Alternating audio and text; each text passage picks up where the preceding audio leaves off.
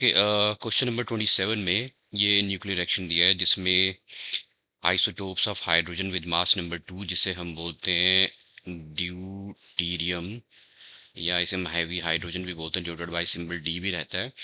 तो दो आइसोटोप्स हैं हाइड्रोजन के, ड्यूटीरियम के। They combine to form a nuclei X with mass number A, atomic number 2 है, एंड अ न्यूट्रॉन। तो ये आपका न्यूक्लियर रिएक्शन है।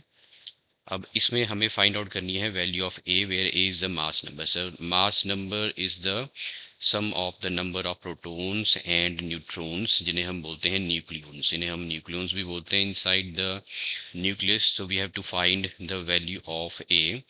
Now to find the value of A किसी भी न्यूक्लियर रिएक्शन में, जैसे कि हमने यहाँ पे देखा है, जो टोटल मास नंबर है न्यूक्लियॉन्स का वो कंजर्व रहता है। मतलब जो मास नंबर है on the reactant side which is 2 + 2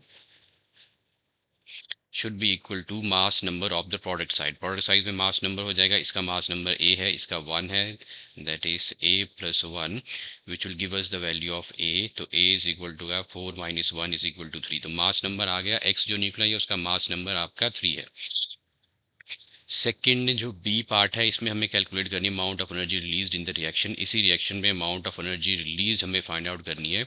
तो जो एनर्जी रिलीज्ड है यहाँ पे, that is a Q value, ये हमें मिलती है mass defect which is converted into energy. अब मास डिफेक्ट जो है वो mass of the reactants minus the mass of the products है। तो मास ऑफ द रिएक्टेंट सबसे पहले हम कैलकुलेट करें। यहाँ पे दो आइसोटोप्स हैं हाइड्रोजन के, ड्यूटेरियम के।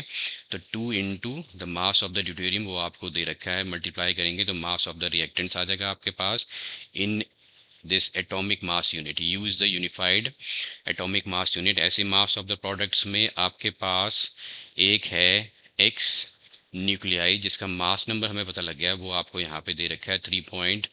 तो ये और एक न्यूट्रॉन है, दोनों को ऐड किया तो ये मास नंबर आ जाएगा, मास ऑफ द प्रोडक्ट्स और मास ऑफ द रिएक्टेंट्स।